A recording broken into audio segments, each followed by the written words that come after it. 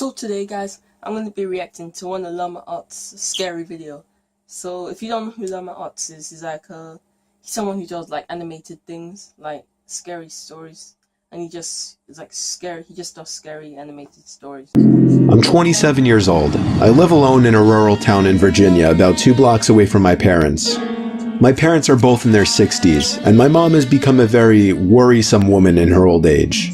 Sometimes she walks over uninvited and lets herself in, since I had regrettably given her a key, which can get a bit annoying.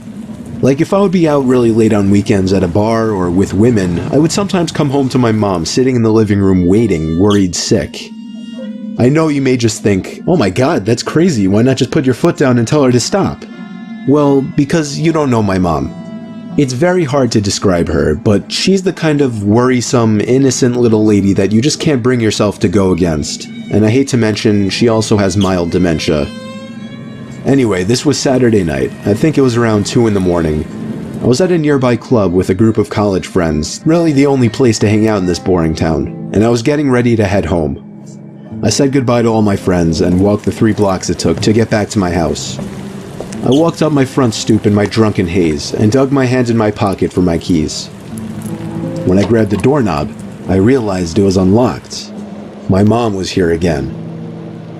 I quietly opened and shut the front door, locking it behind me.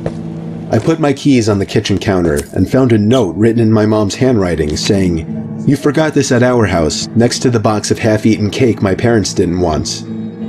I didn't see my mom anywhere, so I assumed she must have gone upstairs to sleep in the guest bed until I got back, which is something she would commonly do as well.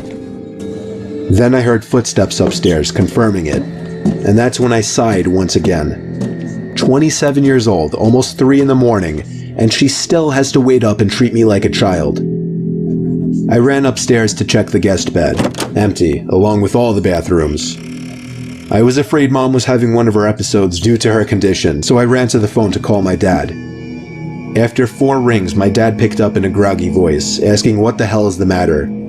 After I told him that I heard Mom wandering around upstairs in my house, there was a short pause, and then he said, "That's not possible, she's sleeping right next to me." That gave me chills.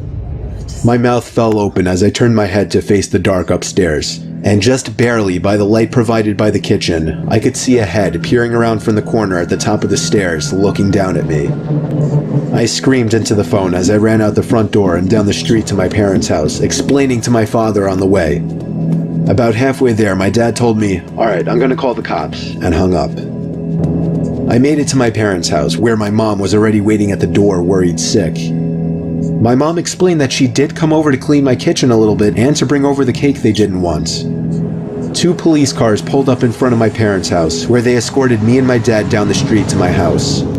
1 officer stayed outside with us, while 2 others went inside to investigate.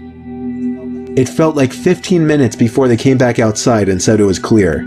They checked the crawl space, the attic, everything. There was really nothing for me to report, other than the door was left unlocked and I saw the outline of a head upstairs before I ran for it. Still, I didn't feel safe sleeping in there that night, so I went back to my parents' house. Me and my dad are certain that my mom simply forgot to lock the door when she left, as her memory has been getting worse over the past few months.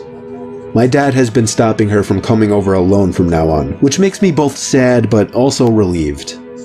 Some nights, I still get paranoid that whoever was in my house that night never left, and is still hiding in here somewhere.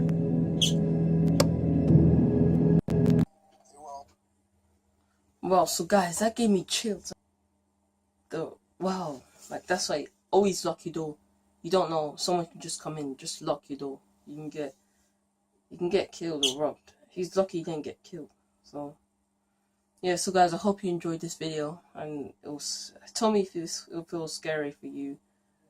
It was scary for me, but yeah, and I'll see you guys for a new video next time.